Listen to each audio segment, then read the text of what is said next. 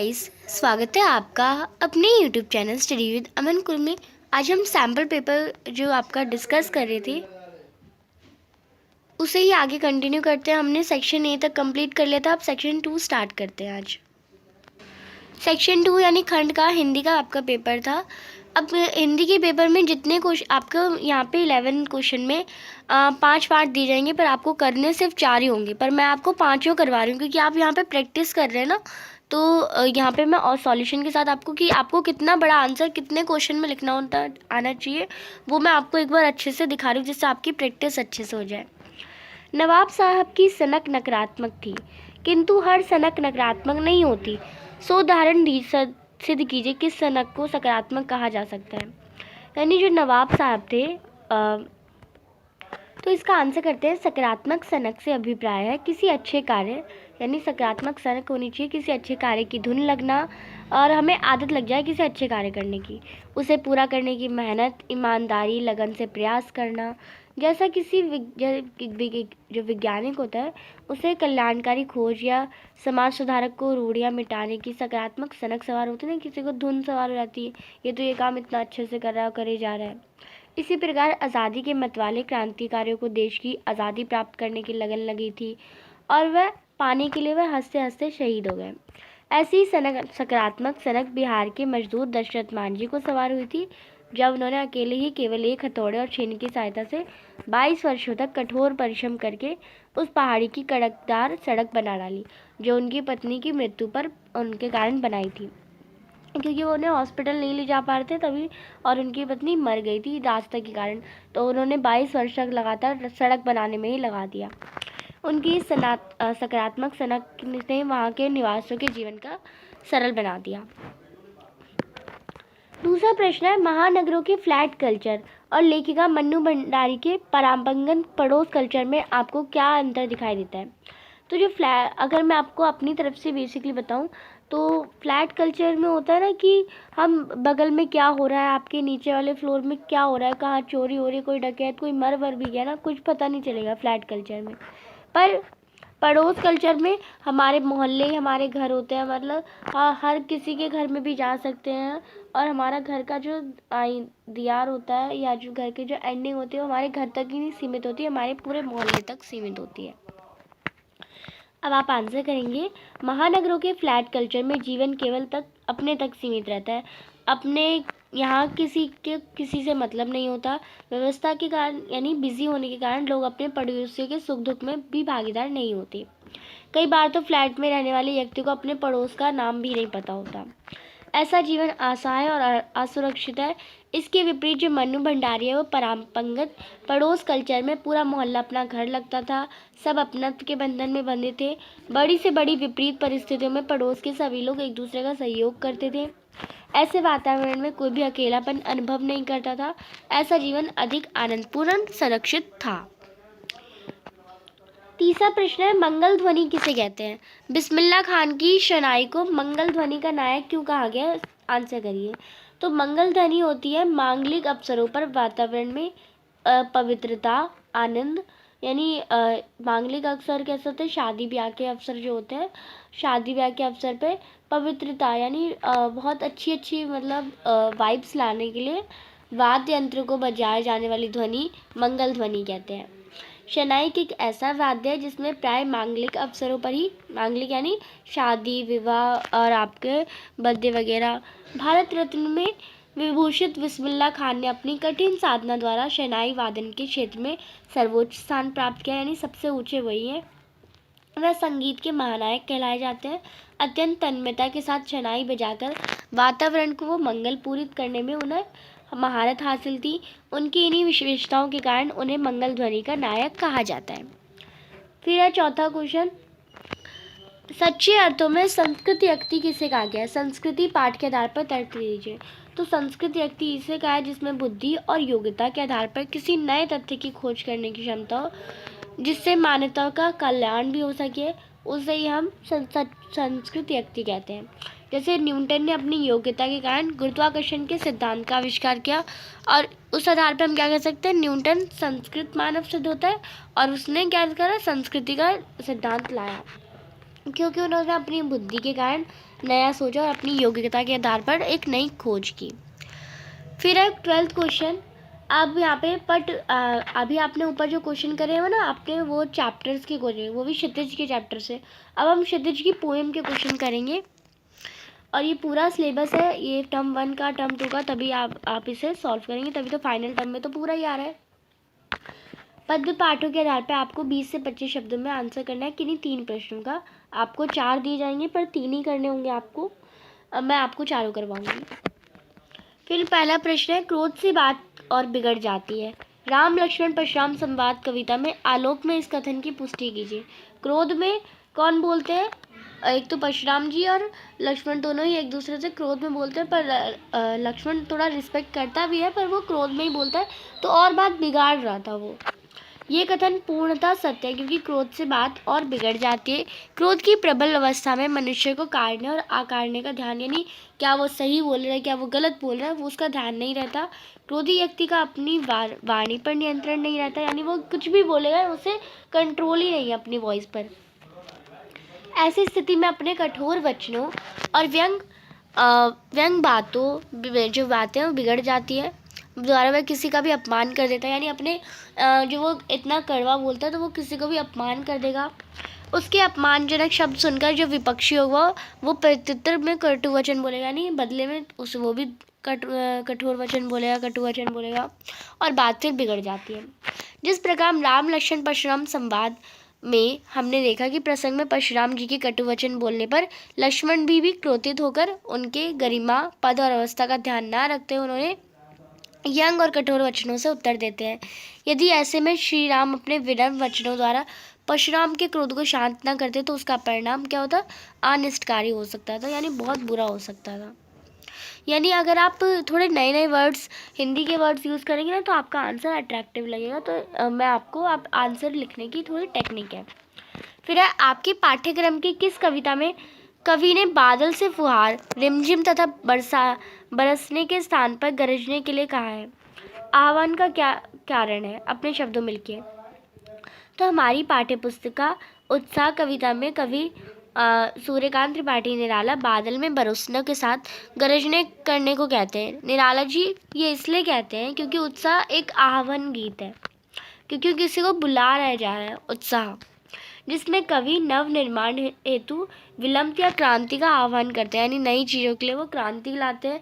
बादलों की फुहार या उनका रिमझिम बरसना मृदुलता और कोमल सोच के प्रतीक है, यानी बादल की जो फुहार होगी और थोड़े थोड़े बस थोड़ी बूंद बूंद मृदुलता, यानी धीरे धीरे बारिश होगी, तो वो कोमल सोच का प्रतीक है। इनमें मन में कोमल भावनाओं का संचार होता है। ऐसे भावों में कवि का उद्देश्य पूरा नहीं होता, यानी अगर तेज़ बारिश होगी तो पूरा हो जाएगा। नव परिवर्तन और क्रांति के लिए वृद्धों आवश्यक है, इसी की अपेक्षा करते हुए कवि बादलों से गरजने के लिए भी कहते हैं। फिर तीसरा प्रश्न है, पिघलकर जल बन गया कठिन पाषाण। इस पंक्ति किस कविता से ली गई है? इसके माध्यम से कवि क्या कहना चाहते हैं? तो पिघलकर बन गया होगा कठिन पाषाण, यानी तुम्हारे आंसू जो तुम्हारी मुस्कान है उसे देख के जो जल भी है वो, जो पत्थर भी है वो जल बन गया होगा। तो ये किसकी कविता? ये दंतुरित मुस्कान वाली कविता से है।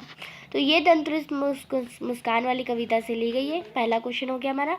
इसके माध्यम से कवि ने शिशु की भोली निश्चल मुस्कान के प्रभाव का वर्णन किया है। कवि के अनुसार शिशु की जो भोली मुस्कान को देखकर पाषाण के समान कठोर हृदय में भी स्नेहिल भावनाओं का संचार होने लगता है। शिशु का जो कोमल स्पर्श है वो पाकर वह निष्ठुर और हृदय भी सहृदय हो उठता है। फिर आपका चौथा प्रश्न है, पर आपको 3 ही करने थे, बट आपको तो अभी प्रैक्टिस करनी है इसलिए सारे करने हैं। आत्मकथा लिखने के लिए किन गुणों की आवश्यकता होती है? तो आत्मकथा लिखने और इस कवि के लिए ये कार्य कठिन क्यों हुआ? आपको आत्मकथा जो आपकी कविता उसके आधार पर बताने हैं। तो आत्मकथा लिखने के लिए किसी व्यक्ति में व्यक्तित्व की विशालता के साथ साथ ईमानदारी, साहस, सच्चाई जैसे गुणों का अत्यंत आवश्यक है। यानी अपने बारे में सच ही तो लिखेगा ना, अपने ईमानदार लिखेगा। ये नहीं कि वो चोरी करता था बट चोरी नहीं, कि वो लिख रहा है कि मैं तो चोरी नहीं करता था, तो ऐसा वो लिखेगा तो ईमानदार नहीं है ना वो। तो हमें ईमानदार होना चाहिए कि हमें अपनी जो भी हमें एग्जैक्ट कॉपी अपने बारे में लिखना चाहिए। अपने बारे में बुरा भी लिखना चाहिए, अच्छा भी लिखना चाहिए, वरना तारीफ़ ही लगेगी अगर आप अच्छा अच्छा लिखेंगे तो बस। तो वही जो कवि हैं वो बताना चाहते हैं। जयशंकर प्रसाद के अंदर ये समस्त गुण विद्यमान थे, किंतु अपनी विनम्रता और महानता के कारण, मतलब जो आत्मकथा लिखने के सारे गुण होते हैं, पर और ये सारे गुण किस में थे? कवि में थे। पर कवि जो थे वो विनम्र थे, और महानता के कारण उन्होंने लगता था कि उनके जीवन में कोई ऐसी महान उपलब्धि नहीं है कि अपने बारे में वो लिखें क्या, कि कुछ लोग पढ़ के सराहना करें, सराहना की जाए, तो जिससे अन्य लोगों के साथ साझा किया जाए। उनका मानना था कि उनके जीवन में ऐसा कुछ भी नहीं है जिससे लोग प्रेरणा ले सके, इसलिए वे अपने जीवन को आत्मकथा लिखने योग्य नहीं मानते थे। नेक्स्ट क्वेश्चन है, पूरक पाठ्य पुस्तक के पाठों पर आधारित आपको बताना है क्वेश्चन का आंसर। तीन प्रश्न दे रखे हैं, आपको 2 ही करने हैं। वही सुख व शांति और सुकून है जहाँ अखंडित संपूर्णता है। पेड़ पौधे पशु आदमी सब अपनी अपनी लय ताल और गति में है। हमारी पीढ़ी ने प्रकृति की इस लय ताल गति से खिलवाड़ कर अक्षय अपराध किया है। साना साना हाथ जोड़ी पाठ के आधार पर बताइए कि इस अक्षम्य अपराध का प्रायश्चित मनुष्य किस प्रकार कर सकता है। तो ये जो जिसकी क्षमा नहीं करी जाए, ऐसा अपराध करता है जो मनुष्य, उसका मतलब उस अपराध से बचने के लिए अब क्या कर सकता है मनुष्य, आपको साना साना हाथ जोड़ी पाठ के आधार पर बताना है। तो प्राकृतिक संसाधनों का संरक्षण करना हम सबका उत्तरदायित्व है, यानी हमारी ड्यूटी है, किंतु वर्तमान में मनुष्य अपने इस उत्तरदायित्व को, यानी अपनी इस ड्यूटी को विस्मृत कर बैठा है, यानी भूल चुका है। आज मानव ने प्रकृति का अंधाधुंध तरीके से दोहन किया, यानी वो बिना देखे कुछ ना कुछ बिगाड़े जा रहा है, काटे जा रहा है, वृक्षों की अंधाधुंध कटाई कर रहा है, बढ़ते प्रदूषण से पर्यावरण का जो संतुलन है वो बिगड़ गया है। प्रकृति के साथ आज इस प्रकार खिलवाड़ किया जा रहा है कि जैसे भूकंप बाढ़ भूस्खलन जैसे भयावह दुष्परिणाम सामने आ रहे हैं। निश्चय ही समय रहते हमें इस भूल को सुधारना होगा। आवश्यकता है कि हम प्रकृति के प्रति संवेदनशील बने, अधिक से अधिक वृक्षारोपण करें, वाहनों का यथासंभव कम उपयोग करें, वायु प्रदूषण को रोकें, साथ ही पॉलीथीन फैक्ट्रियों का जो गंदा पानी है, अपशिष्ट पदार्थों और नालियों के गंदे पानी को नदियों में नहीं जाने देना चाहिए। मनुष्य को प्रकृति और पर्यावरण के अनुकूल व्यवहार करना होगा। हमें प्रकृति और पर्यावरण मित्र की भूमिका संकल्पित होकर निभानी चाहिए, तभी इस अक्षम्य अपराध का प्रायश्चित हो पाएगा। दूसरा प्रश्न है, रचनाकार की भीतरी विवशता उसे लेखन के लिए मजबूर करती है और लिखकर ही रचनाकार उससे मुक्त हो पाता है। मैं क्यों लिखता हूँ पाठ के आधार पर हिरोशिमा घटना से जोड़ते हुए इस कथन की पुष्टि लिखिए। यानी जब जो रचनाकार यानी जो कोई लिखता है ना, उसकी जो अंदर की विवशता होती है, यानी उस बात को लिखने की मजबूरी होती है, उसी से वो जब वो लिखता है तभी वो उससे मुक्त हो पाता है। आप सभी ने पढ़ा होगा ये पाठ, मैं क्यों लिखता हूँ। हिरोशिमा घटना पढ़ी थी आपने, जब लेखक वहाँ गए थे तो उन्होंने कितना बुरा लग रहा था, वो उसके आपको वो सब जोड़ के लिखना है। चैप्टर पढ़ा है तो बहुत अच्छे से इसका आंसर कर सकते हैं। अज्ञे जी, या आप कह सकते हैं सजीतानंद हीरानंद वात्सेन, उनका पूरा नाम भी लिख सकते हैं, या फिर उनका मेन जो अज्ञे जी ये भी नाम लिख सकते हैं। दबाव और प्रत्यक्ष अनुभव की अपेक्षा अनुभूति को लिखने के लिए अधिक महत्वपूर्ण मानते हैं। यानी आप बिना किसी की दबावी में किसी कोई बोल रहा है आप या अपने रूप से लिख रहे हैं तो वो गलत है। आपको अनुभूति यानी जब आपको उसका एक्सपीरियंस होगा ना, तब लिखने में जो है वो बहुत महत्वपूर्ण होता है। अज्ञे जी के अनुसार भीतरी विवशता लेखन के लिए विवश करती है और ये विवशता अनुभूति से उत्पन्न होती है। यानी जो अज्ञे जी हैं उनके अनुसार अगर हम किसी चीज़ को लिखना चाहते हैं ना, तो जो विवशता हम लिखना चाह रहे हैं वो हमारी जो एक्सपीरियंस हम करते हैं उसी से आती है। जब तक हृदय में अनुभूति ना जागे लेखन कार्य संभव नहीं है। यानी जब तक आपको खुद उसका एक्सपीरियंस नहीं होता ना, तो आप लिख नहीं पा सकते। अनुभूति किसी रचनाकार के हृदय के समस्त भावों को बाहर निकालने और उन्हें प्रकट करने में अधिक सक्षम होती है। अनुभूति ही हृदय में संवेदना जागृत करके लेखन के लिए विवश और प्रेरित करती है।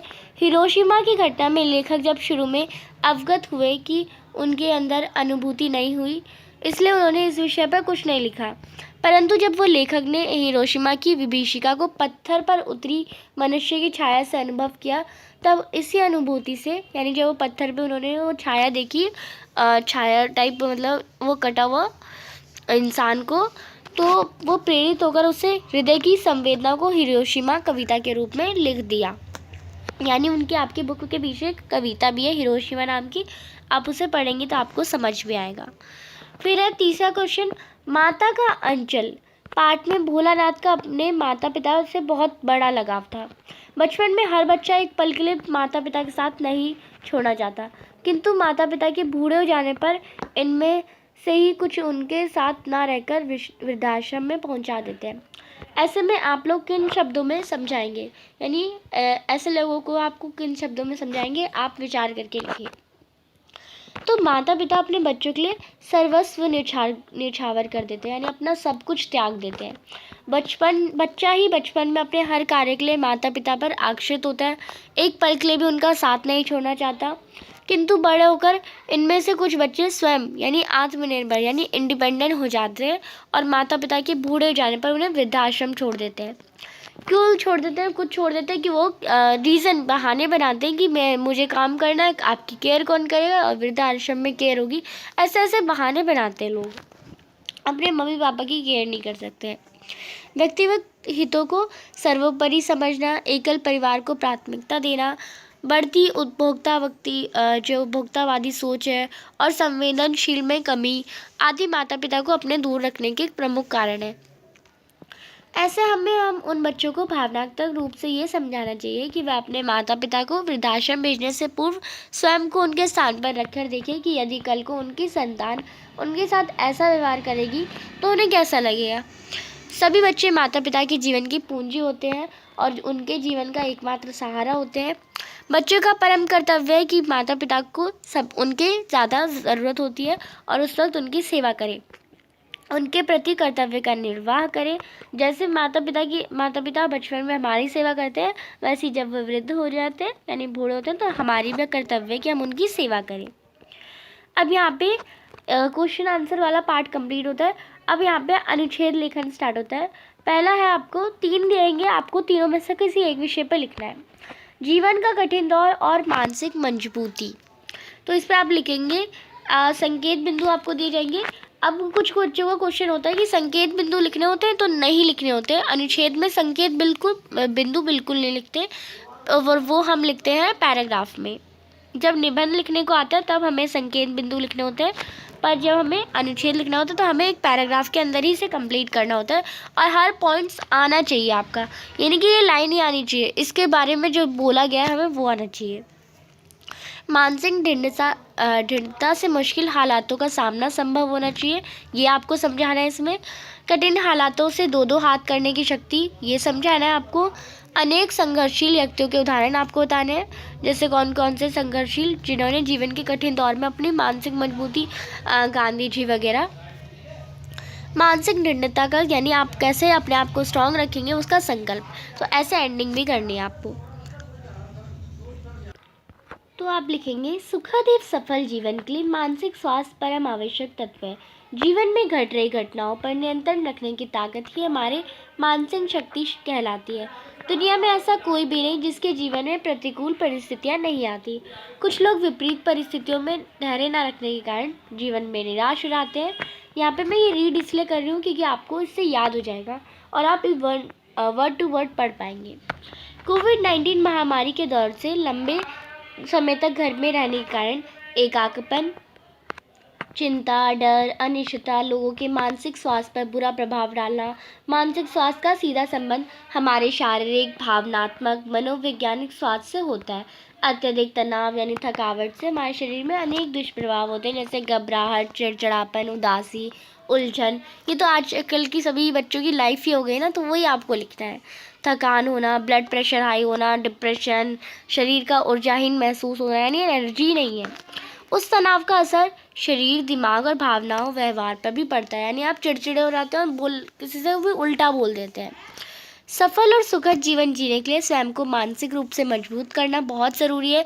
इसके लिए आवश्यक है कि हमें नकारात्मक विचारों को मन से मन में आने नहीं देना चाहिए।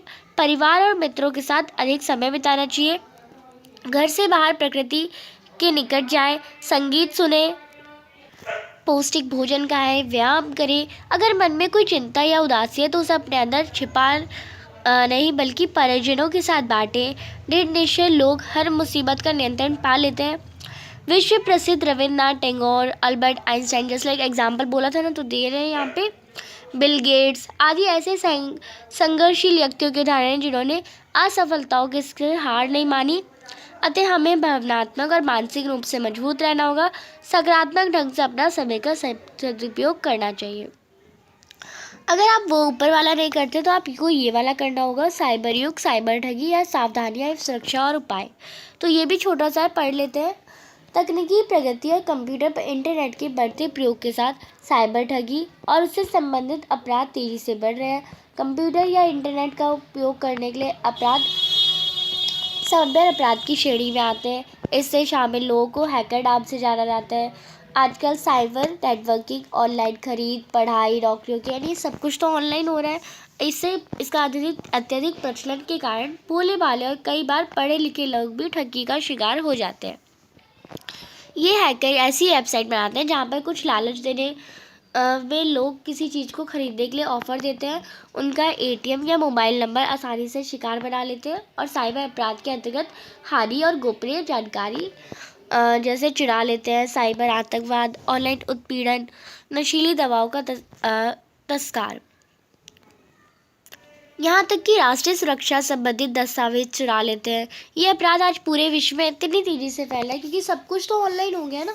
साइबर अपराधी रिकॉर्ड में हेरफेर करना, सुरक्षित करने के लिए विकासशील देशों में विकसित कानून का उपयोग करके साइबर ठगी से सुरक्षित रहने के लिए हमें सोशल मीडिया पर प्रत्येक खाते की गोपनीयता को सुरक्षित करना चाहिए और पासवर्ड स्ट्रॉन्ग बनाना चाहिए। कंप्यूटर में एंटीवायरस का सॉफ्टवेयर उपयोग करना चाहिए, उससे आपको सुरक्षित रहेंगे, सतर्क रहेंगे। साइबर अपराधों को रोकने के लिए जागरूकता के साथ कानून को सख्त बनाने की ज़रूरत है। बच्चों को इससे अवगत कराएं ताकि वह दुरुपयोग या उत्पीड़न के बारे में तुरंत बता सकें। फिर तीसरा आपको दे रखा है, बुरा जो देखकर बैठ चला, बुरा न मिलिया कोई। इस पर आपको लिखना है, ये संकेत बिंदु इसमें आने चाहिए। तो इसके बारे में भी थोड़ा पढ़ लेते हैं। संत कबीर दास के दोहों में लोक जीवन की महक, अनुभव। अब ये दोहा संत कबीर दास का है, आपको ये पता होना चाहिए। अगर नहीं भी पता है तो किसी भी लगे, तुलसीदास, कबीर दास, किसी का भी लेखक कवि का नाम लिख सकते हैं आप, क्योंकि इतना नंबर नहीं करते हैं। अगर आपको अच्छे से पता है तो आप लिख सकते हैं। सच्चाई के दर्शन होते हैं, उनका एक मतलब ये जो दोहा है आप इसमें लिख सकते हैं कि ये एक महान पुरुष ने लिखा है, ऐसा ऐसा लिख सकते हैं अगर आपको करेक्ट नहीं पता तो। बुरा जो देखकर वह चला, बुरा न मिलिया कोई। इसके माध्यम से उन्होंने आत्मलोकन का संदेश देते हुए कहा है कि जब मैंने संसार में बुरे लोगों की तलाश की तो मुझे कोई नहीं मिला, और अंततः अपनी अंतर आत्मा में झांकने से इस संसार में मुझसे अधिक बुरा कोई था ही नहीं। अच्छाई और बुराई के अपने अंदर ही होती है, उसे बाहर खोजने की आवश्यकता नहीं है। मानव स्वभाव से अंतर्मुखी कम और बहिर्मुखी अधिक होता है, यानी अंदर से अच्छा कम और बाहर से ज़्यादा अच्छा होता है। इसलिए अपने अंदर आत्मा में झांकने की अपेक्षा दूसरों के अवगुणों की ओर अधिक ध्यान देता है। दूसरों की बुराई ढूंढना, दोष करना और कार्य नहीं करना, स्वयं को श्रेष्ठ और दूसरों को हीन समझने की जो प्रवृत्ति होती है, यानी अपने आप को सबसे बड़ा और दूसरे को सबसे छोटा मानने की जो प्रवृत्ति है ना लोगों की, मनुष्य इससे जो अपने दोस्तों से, प्रियजनों से दूर हो जाता है। इस प्रवृत्ति परस्पर मतभेद और वमनस्य बढ़ाता है, हमारा अभिमान बढ़ाता है। इसलिए ये आवश्यक है कि हम दूसरों के अवगुणों को देखने की अपेक्षा अपनी कमियों को देखें, उन्हें दूर करने का प्रयत्न करें। व्यक्ति को आत्मचिंतन की प्रवृत्ति विकसित करनी चाहिए, इससे दूसरों के दोष देखने की प्रवृत्ति भी घट जाएगी। अब आपको और आगे लिखेंगे, होने लगती है। मनुष्य धीरे धीरे अवगुणों को त्याग कर सद्गुणों को ग्रहण करने की प्रवृत्ति में संलग्न हो जाता है। ये भावना उसे पवित्र बना देती है। विवेकशील और ज्ञानी महापुरुष सदैव दूसरों के सद्गुणों को अपनाने का प्रयास करते हैं, अतः स्वयं के परिष्कार के लिए हम सबको आत्मनिरीक्षण का संकल्प लेना चाहिए। तो ये था आपका क्वेश्चन नंबर 14, जिसमें आपको अनुच्छेद लिखना था। तीनों अनुच्छेद मैंने आपको बताए, पर आपको तीनों में से कोई एक ही करना था। फिर है 15 क्वेश्चन। यहाँ पे आपको या फिर तो पत्र लिखना है आपको, जो पत्र है या तो फिर आपको औपचारिक लिखना है या तो अनौपचारिक। पहला है, आप मनस्वी मौर्य या मनस्विता मालवीय है। आप बरसात के दिनों में जो दुर्घटनाओं की दावत देते खुले पड़े सीवर लाइन के मोहल्ले में आपको संदर्भ में दैनिक जागरण में आपको संपादक को पत्र लिखना है अनुरोध करते हुए। तो ये सबसे पहले ये वाला कर लेते हैं, फिर दूसरा करेंगे। पहले प्रेषक, आपका नाम, एड्रेस आबासा दे रखा है तो आबासा ही लिखेंगे। डेट लिख देंगे आप, जितनी भी डेट है, जस्ट लाइक आज मैं आज की डेट, कुछ भी आप डेट लिख सकते हैं, जस्ट लाइक 28/11/2020, ऐसे कोई भी डेट लिख सकते हैं। सेवा में संपादक, दिल्ली दैनिक जागरण, आबासा नगर। विषय आपका जो भी है, विषय जो है वो आपका यहीं से मिल जाता है आपको। अगर आप देखेंगे तो यहाँ से खुले सीवर पड़ने की मोहल्ले के संदर्भ में दैनिक जागरण को पत्र, आप ऐसे लिखेंगे, खुले पड़े सीवर लाइन के मेन होलों के कारण हो रही दुर्घटनाओं के संदर्भ में दैनिक जागरण को पत्र, या ऐसे भी लिख सकते हैं। फिर महोदय, फिर आपको यहाँ पे बताना है कि आपके प्रतिष्ठित समाचार के माध्यम से मैं नगर निगम के अधिकारियों को ध्यान में स्थान पर खुले पड़े सीवर के मेन होलों की ओर आकर्षित करना चाहती हूँ। मेरा अनुरोध है कि इस पत्र को अपने दैनिक जागरण में जनवाणी संदर्भ में स्थान देने का कष्ट करें। महोदय, फिर अपना मेन प्रॉब्लम आप बताएंगे, जैसा कि विदित इस वर्ष की वर्षा की अधिकता के कारण नगर में जगह जगह जल प्रवाह की अत्यंत गंभीर स्थिति उत्पन्न हो गई है। ऐसे में स्थान पर खुले पड़े सीवर के मेन होल भारी दुर्घटना को आमंत्रण दे रहे हैं। वर्षा के कारण हुए जलभराव से सड़कों पर पैदल चलने वाले वाहन चालकों को इस बात का आभास भी नहीं होता कि किस स्थान पर सीवर का मेन होल खुला हुआ है, और वह अनजाने में ही भयंकर दुर्घटना का शिकार हो जाते हैं। पिछले दिनों नगर में इस प्रकार की कई घटनाएं हुई हैं, किंतु अत्यंत खेद का विषय है कि नगर निगम के पदाधिकारियों का ध्यान इस ओर जा नहीं रहा। तो सबसे पहले आप रिक्वेस्ट करते हैं, फिर मेन बॉडी बताते हैं कि क्या क्या आपको प्रॉब्लम हो रही है, और फिर आप रिक्वेस्ट करते हैं कि आपका क्या आप इसकी ठीक करने की या इसे छापने की इसे करें। तो आपके लिए आप लोकप्रिय समाचार पत्रों के माध्यम से नगर निगम के उच्च पदाधिकारी को ध्यान इस समस्या की ओर अवश्य जाएगा, और इससे निराकरण के आप प्रयास भी अवश्य करेंगे। आप अपना भव्य सैल्यूलेशन, अपना नाम और नगर जो भी दे रखा है आपको वो लिखना है। अगर आपने ये वाला नहीं करा तो अथवा वाला भी है। आप श्रेयस राजपूत या श्रेयसी सिंह हैं। आप छात्रावास यानी हॉस्टल में रहती हैं। आपके पिताजी को पता चला कि आपकी माताजी पूरे परिवार का तो ध्यान रखती हैं, किंतु आपको अपने पिताजी से पता चला कि आपकी मम्मी पूरे परिवार का ध्यान देती है, पर अपने आप पे ध्यान नहीं देती और उनकी तबीयत खराब हो गई है। माताजी को समझाते हुए लगभग 100 शब्दों में एक पत्र लिखिए। तो इसका आंसर हम देखते हैं। हाँ, आप अभी छात्रावास में, तो छात्रावास, मानस विद्यालय और नगर जो भी आप चाहते हैं। डेट लिख देंगे। माता को लिख रहे हैं क्योंकि ये हमारा इनफॉर्मल लेटर है। पहले बार हमारा क्या था, औपचारिक पत्र, अब ये हमारा अनौपचारिक पत्र है। दोनों में से कोई एक ही करना होगा ऑफकोर्स। कल ही मुझे पिताजी का पत्र प्राप्त हुआ, जिसमें मुझे आपकी अस्वस्थता के विषय में ज्ञात हुआ। माँ, मुझे बहुत चिंता हो रही है क्योंकि अब आपकी मम्मी की तबीयत ख़राब है, क्योंकि वो पूरे घर का ध्यान रखती है और आपका अपना खुद का ध्यान नहीं रखती। तो आप क्या कहेंगे अपनी मम्मी को? ऑफकोर्स आपको बस वही लिखना है, क्योंकि घर की छुट्टियों में घर आने मैंने भी देखा था कि आप बहुत कमज़ोर हो गई थी। आप परिवार के सभी सदस्यों का पूरा ध्यान रखते हैं, किंतु अपने स्वास्थ्य की ओर बिल्कुल ध्यान नहीं देती। माँ, पिताजी के स्थानांतरण यानी ट्रांसफ़र के बाद ऊपर पूरे घर का दायित्व आ गया है। यदि आप ही स्वस्थ नहीं रहेंगी तो परिवार का ध्यान किस प्रकार रख पाएंगी? इसलिए यह आवश्यक है कि आप अपने स्वास्थ्य का पूरा ध्यान रखें, समय पर पौष्टिक भोजन करें, भरपूर नींद लें और हल्का फुल्का व्यायाम भी करें। अभी कुछ समय पश्चात ही मेरी छुट्टी शुरू होने वाली है। मुझे आशा है कि आप जब मैं घर आऊँगी तो आप मुझे स्वस्थ मिलेंगी। दादाजी और दादी जी को मेरा चरण स्पर्श और छोटी बहनों को स्नेह कीजिएगा। आपका प्रिय पुत्र श्रेयस राजपूत। और आप अपने लड़की की तरफ से लिख रहे हैं तो आपका श्रेयसी सिंह था। अब नेक्स्ट क्वेश्चन यहाँ पे आप कहेंगे ये भी पत्र ही आएगा 16 क्वेश्चन, तो नहीं, ये पत्र नहीं है। आपको यहाँ पे या तो फिर यहाँ पे आपको स्ववित्र लेखन लिखना है या फिर आपको इसमें ईमेल लिखकर लिखना है। क्वेश्चन नंबर 16 में चॉइस आएगी स्ववित्र लेखन की या फिर ईमेल। तो ज़्यादातर बच्चों को ईमेल लेखन ईजी लगता है। तो सबसे पहले हम स्ववित्र की बात कर लेते हैं। अगर जो स्ववित्र क्वेश्चन करते हैं वो स्ववित्र का देख लें। आप तरुण वैश्य या तरुणा वैश्य, आप बीएड कर चुके हैं, आपको विवेक इंटरनेशनल स्कूल आवास नगर में हिंदी अध्यापिका पद के आवेदन करना है। आप इसके लिए आप एक संक्षिप्त वर्णन अपना स्ववित्र बायोडाटा लगभग 80 शब्दों में तैयार कीजिए। यानी आप बीएड कर चुके हैं, बैचलर ऑफ एजुकेशन आप कर चुके हैं, यानी आपकी 12th पास हो चुकी है। 12th के बाद आप बीए कर चुके हैं समझ लीजिए, फिर एमए कर चुके हैं, एमए के बाद बीएड भी कर चुके हैं, इतनी आपके पास डिग्री है। तो इसका करते हैं आंसर। आपको हिंदी अध्यापक बनना है ना, तो सबसे पहले जिस स्कूल में आप जा रहे हैं उसके लिए रिक्वेस्ट करेंगे, उन्हें ये अपना सबसे पहले लेटर भेजेंगे। सेवा में प्रबंधक विवेक इंटरनेशनल स्कूल आवास नगर दिल्ली, हिंदी अध्यापक हेतु जो विषय है वो आप लिखेंगे, हिंदी अध्यापक हेतु के पद के हेतु पत्र।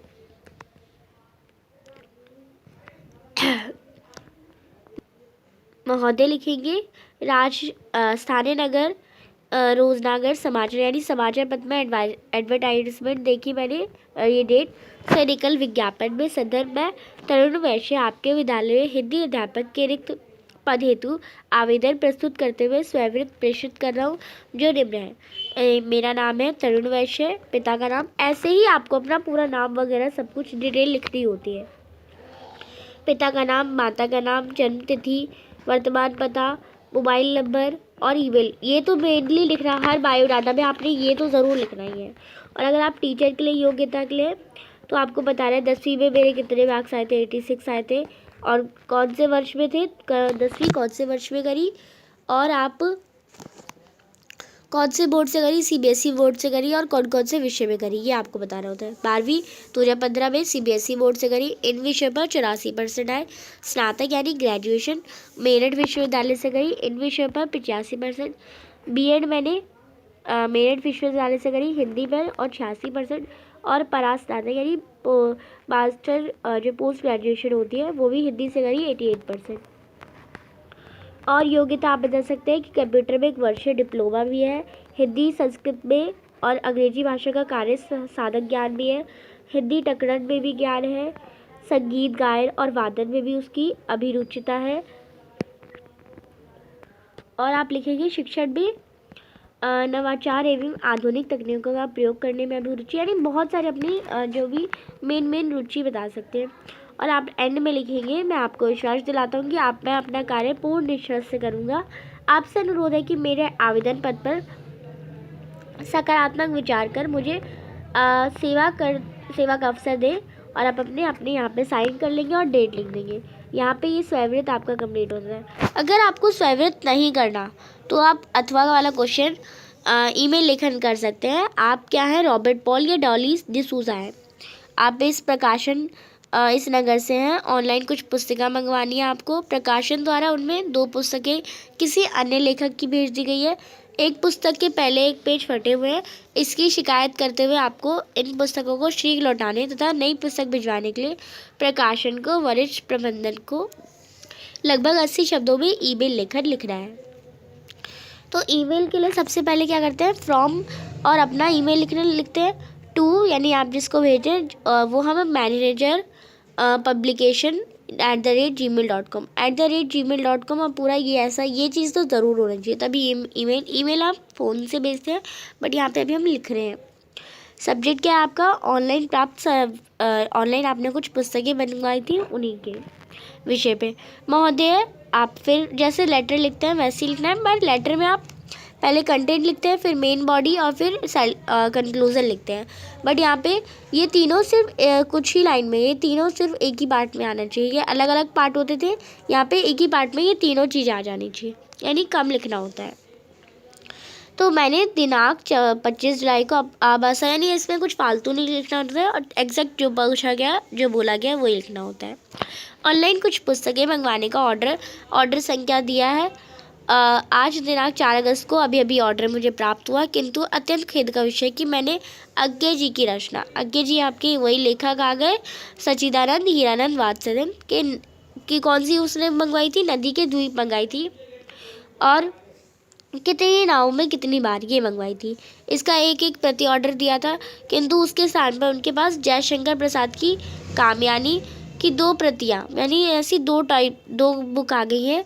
साथ ही साथ उसे क्या हुआ, मुंशी प्रेमचंद के प्रसिद्ध उपन्यास गोदान चाहिए था। उसके पुस्तक के पहले कुछ पन्ने फटे हुए हैं। आपसे ये अनुरोध है कि तीनों पुस्तकों को लौटाने तथा उनके शीघ्र नई पुस्तकें भेजने की व्यवस्था करने की कृपा करें। धन्यवाद। और ये लड़की का नाम डॉली डिसूजा जैसा क्वेश्चन में दिया गया था और काखा का नगर। फिर यहाँ पे अब नेक्स्ट क्वेश्चन हम देखते हैं। नेक्स्ट क्वेश्चन में या तो फिर आपको विज्ञापन लिखना है या फिर संदेश, तो दोनों ही बहुत ईजी है। ज़्यादातर बच्चे विज्ञापन करते हैं, संदेश भी बहुत ईजी है। तो यहाँ पे आपका विज्ञापन है, चाचा, आपके चाचा जो है वो रेडीमेड कपड़ों की एक दुकान खोली है। वह प्रचार प्रसार के लिए स्थानीय समाचार पत्र में उसका विज्ञापन देना चाहते हैं, यानी कपड़ों की दुकान खोली है, विज्ञापन बनाना है आपको। तो आप कुछ भी नाम लिख सकते हैं, जस्ट लाइक खुल गई आपके शहर में आधुनिक फैशन के रेडीमेड परिधानों की नई दुकान खुल गई, ऐसे कुछ नया टाइप बना सकते हैं। सूरभि गारमेंट्स का नाम लिख सकते हैं और कहाँ पे, फिर वो जैसे होता नहीं, जस्ट लाइक आप किसी दुकान पे जाते हैं, साड़ी की दुकान, तो उसके ऊपर जो बोर्ड लगा होता है वैसा ही आपको बनाना है। बच्चों, पुरुषों, महिलाओं के आकर्षक परिधान, यानी कपड़ों का शोरूम है ये। और जैसे आप अट्रैक्ट कर सकते हैं, जस्ट लाइक यहाँ पे महिलाओं के लिए 10% अतिरिक्त छूट, ऐसे एग्जाम्पल्स आप जितना अट्रैक्ट कर सकते हैं, जितना अच्छा बना सकते हैं, वो आपको सुंदरता दिखती है। और आपको शब्द का भी ध्यान देना है, 60 शब्द आने चाहिए। आज ही आइए अपने मनपसंद आकर्षक परिधान किफ़ायती दामों में ले जाइए। बाबा सूट, अब यहाँ पर मिलता क्या क्या है, बाबा सूट, निकर, pant shirt, T shirt, dhoti kurta, salwar suit, palazzo, साड़ियों के सैकड़ों डिज़ाइन, ड्रेस मटेरियल, सर्दियों में स्वेटर, पुलोवर, सैगर, सब मिलता है यहाँ पे सब। एक बार अवश्य बता रहे हैं, सेवा का अवसर दें और आकर्षक छूट का लाभ उठाएं। आप कहाँ पे आपकी दुकान, वो ये लिख सकते हैं, एड्रेस और अपना मोबाइल नंबर। अब यहाँ पे आपने अगर विज्ञापन लेखन नहीं करा तो आप यहाँ पे संदेश भी लिख सकते हैं। आप सौम्या गर्ग हैं, आपके भैया भाभी की जो पहली वैवाहिक वर्षगांठ यानी एनिवर्सरी है, इसके अवसर पर आपको शुभकामना देनी है। तो जस्ट लाइक हमने मान लिया हम सौम्य गर्ग हैं, सबसे ऊपर ना जो होता है संदेश आता है। आप सबसे पहले एक वर्ड लिखेंगे संदेश, फिर डेट लिखेंगे और टाइम प्रातः 8 बजे।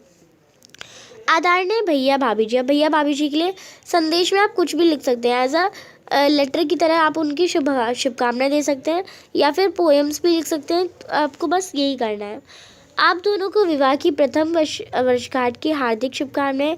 प्यार और विश्वास से बांधा प्रेम प्रीत का बंधन है, आजीवन बना रहेगी, यही कामना करते हमें। खुशियाँ की रही सदाबहार, जगमग करे जीवन संसार, ईश कृपया हो दोनों पर, यही मंगल कामना करते हर बार। ईश्वर से प्रार्थना है कि आप दोनों के बीच के प्रेम का विश्वास अटूट बंधन आजमाने। तो ये हमने एक संदेश दे दिया, उनको शुभकामना दे दी, शुभकामना पत्र, शुभकामना संदेश दे दिया। शुभकामनाओं सहित आप कौन है, आप सौम्य गर्ग हैं। तो ये आपको, और ये भी एक बॉक्स के अंदर ही बनाना होता है, जैसे ये आप देख सकते हैं दोनों ही बॉक्स के अंदर बनते हैं। नेक्स्ट क्वेश्चन देखते हैं हम। नेक्स्ट क्वेश्चन जो कंप्लीट आपका जो सैम्पल पेपर है यहाँ पे कंप्लीट होता है। 17 क्वेश्चन ही टोटल आने थे आपके, और मैंने पार्ट 1 और पार्ट 2 में दोनों ही अच्छे से समझा दिया है। चैनल को अभी तक सब्सक्राइब नहीं किया तो प्लीज़ चैनल को सब्सक्राइब ज़रूर करें और पूरा सैम्पल पेपर को अच्छे से पढ़ें। और मैंने तीनों की प्रैक्टिस, हर चीज़ में मैंने कोई भी क्वेश्चन ऑप्शन में छोड़ा नहीं है आपको, क्योंकि प्रैक्टिस करनी है ना, अभी आपको पेपर पे छोड़ देना है, पर अभी आपको प्रैक्टिस करनी है तो आप सारे क्वेश्चन ही करेंगे। और हर एक क्वेश्चन को अभी बैठ के लिखिएगा, हर एक क्वेश्चन मतलब क्वेश्चन के आंसर्स जो मैंने इसमें बताए, क्योंकि वैसे ही आपको आंसर्स जो आपको अगर बोर्ड एग्ज़ाम में अच्छे नंबर लाने तो बोर्ड एग्ज़ाम में बुक के ही आंसर लिखने होते हैं, और बुक के आंसर ही मैंने आपको यहाँ पर दिखाए हैं। तो आपको अच्छे से करना है और ज़्यादा से ज़्यादा दोस्तों के साथ शेयर ज़रूर करिए। वीडियो अच्छी लगी तो thanks for watching, bye bye guys.